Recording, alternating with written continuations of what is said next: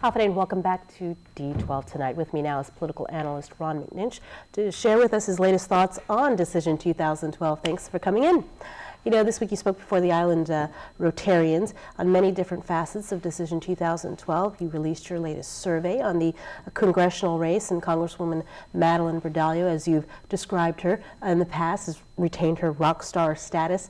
But what I thought was interesting were the numbers for Carlo Dizon and Frank Bloss Jr., because they were really kind of close together. And this is Carlo's first election. It's kind of impressive that he was so close with Frank Bloss Jr. I think that he's doing a very good campaign for a first-timer, and I think he's doing everything right. Unfortunately, he is running against an icon, and it's always hard to run against an icon. But he's certainly running a commendable campaign, a well-paced campaign, and Frank Bloss also is doing a very, very good job. And so Madeline has two very strong and competent people she's running against. Well, let's talk about the legislative race. You also talked about how it's pretty much a bland race for the primary. Only one person really is not going to make it past the primary on the Republican ticket. All 15 Democrats, they go straight to the general. But also in your presentation yesterday to the Rotary Club was that you were kind of predicting that there could be a Democrat majority. Why so? Well, there's a thing in political science or in studies of elections we call the critical election theory. And basically, after Guam went down to just having 15 senators, and rather than 21, we ended up having an 8-7, 9-6, 10-5 kind of legislative cycle. Well, when you have a 9-6 or 8-5 legislature, then it becomes very, very close. They both get, it becomes very competitive. And the majority can shift. And you can have what's called a critical election, where you have a realignment, and this realignment would be from a Democrat majority to a Republican majority. Or the Democrats would maintain in this election. And that's what the big question is. And the thing I pointed out to the Rotarians on Tuesday is in the last 8 elections, we've had 4 critical turnovers. So these turnovers happen all the time now that we have 15 senators. And so after the primary, between the primary and the general election, this is not going to be a cakewalk election for anybody. It could go either way. It could go very, very well for the Democrats. It could go, and which is probably what might happen, or it could go very, very well for the Republicans.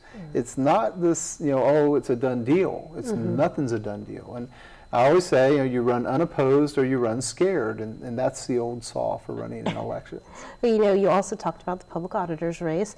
That one seems to be the one to watch, right? Wouldn't you say? Absolutely. The public auditor's race, you know, usually I don't like talking about write-in candidates myself. Right. But this is not a normal write-in candidacy. This is former Governor Carl Gutierrez running as a write-in. He's doing it in a very organized and systematic way. He's doing it in exactly the right way. He needs to do all the right things, and he's doing those things. And he's going to be in a very interesting race to watch on Election Day, because Governor Gutierrez is really making a strong effort, an organized effort, and a commendable effort, I think. It's kind of like the primary is an exit poll, if you will, kind of. Because it's just the two of them, you know, and if he comes out really strong in the primary, what does that say, you know?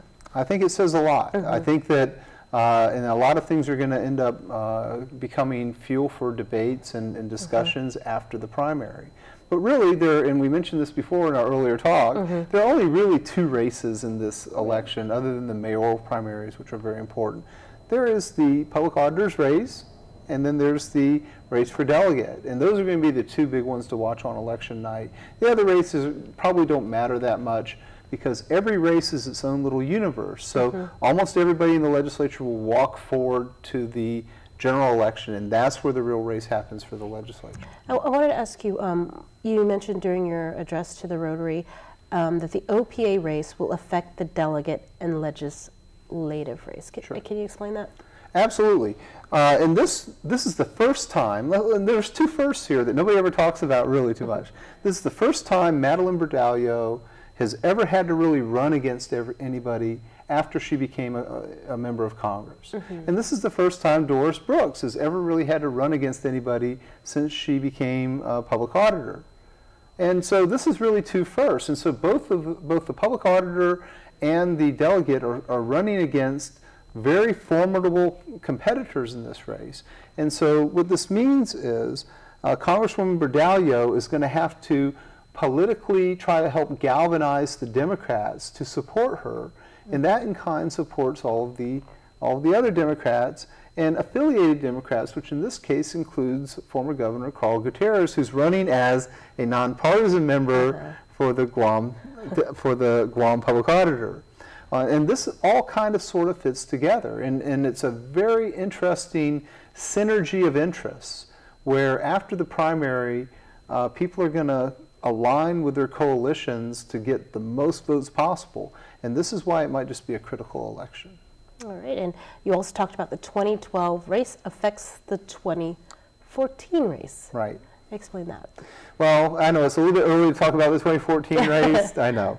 But nobody in the 2014 race, Halloween, October 31st is on a Friday, then Saturday is All Souls Day, Sunday is a church day, then Monday is All Souls Day observed, and then Tuesday is the election.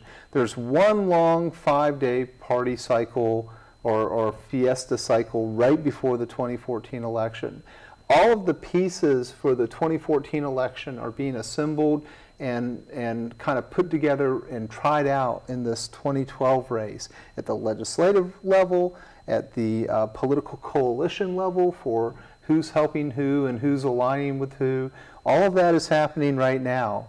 And really, one of the problems that we have is our very, very short legislative cycle. It's just 2 years. Yeah. Every other year they're running for office again. Well, in the governor's race, it's really a 2-year election cycle. So right after the 2012 election is when the 2014 race really begins. Okay, well, thank you so much for coming in.